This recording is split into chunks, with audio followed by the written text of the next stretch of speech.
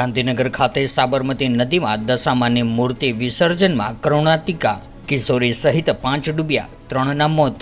દશામાના વ્રતની ઉજવણી બાદ ભાવિક ભક્તો દ્વારા નદી તળાવના પાણીમાં મૂર્તિ વિસર્જન કરવામાં આવે છે, જે અંતર્ગત આજરોજ કેટલાક ભાવિક ભક્તો અમદાવાદથી ટેમ્પો લઈને દશામાની મૂર્તિ પધરાવવા માટે ગાંધીનગરના સેક્ટર 30 ખાતે સાબરમતી નદીના કિનારે આવ્યા હતા। ત્યારે મૂર્તિ વિસર્જન સમયે પૂનમ પ્રજાપતિ નામની 12 વર્ષની કિશોરી નદીમાં ઊંડા પાણીમાં ડૂબવા લાગી હતી, જેને બચાવવા માટે સાથે આવેલા 4 લોકો નદીમાં કૂદ્યા હતા।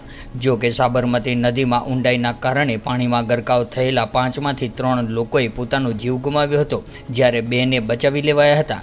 ત્યારે સ્થાનિક રહીશો દ્વારા ફાયર બ્રિગેડની ટીમને જાણ કરતા જ ફાયર બ્રિગેડની ટીમ તાત્કાલિક ઘટનાસ્થળે પહોંચી આવી હતી અને સ્થાનિકોની મદદથી પાણીમાં ગરકાવ થયેલા પૂનમ પ્રજાપતિ, ભારતીબેન પ્રજાપતિ તથા અજય વણજારાના મૃતદેહને નદીમાંથી બહાર કાઢતા પરિવારજનોમાં હૈયાફાટ રુદનથી ગાંધીનગર સહિત સમગ્ર પંથકમાં અરેરાટી પ્રસરી જવા પામી હતી।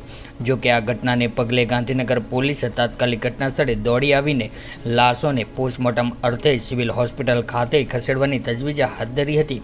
અત્રે ઉલ્લેખનીય છે કે વર્ષ દરમિયાન કોરીભાસથી સાબરમતી નદીના પટમાં લીઝ ધારકો ઉપરાંત ગેરકાયદેસર ખનન કરતા ભૂમાફિયો દ્વારા હજારો ટન રેતી કાઢી લેવામાં આવતી હોવાથી નદીના પટમાં આડેધડ મોટા ખાડા પડી ગયેલ છે। ત્યારે હાલમાં ઉપરવાસમાં પડેલા વરસાદને પગલે નદીમાં પાણી હોવાથી ઊંડાઈ દેખાતી નથી, જેને કારણે આ ગુજારી ઘટના બનવા પામી છે।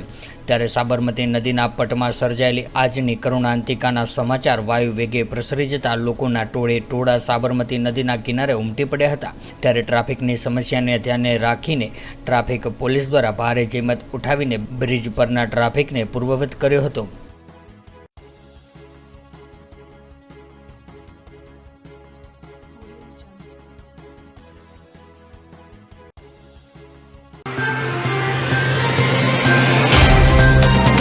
तो व्हाट्सएप, ट्विटर, फेसबुक, इंस्टा जहाँ भी आपका अकाउंट है, इसे शेयर बटन के द्वारा वहाँ पर शेयर करें।